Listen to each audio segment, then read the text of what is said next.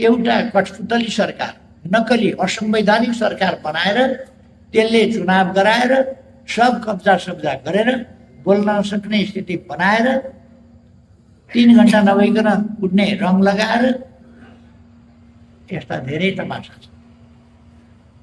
यसो गरेर एउटा नक्कली चुनावबाट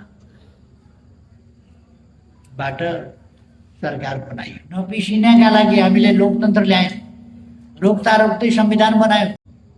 आगो लगाएर तोडफोड गरेर तालिम दियो। विदेशीहरूले तालिम दिए, विदेशीहरूका एजेन्ट यहीँ आएर तालिम दिए। एजेन्टहरूले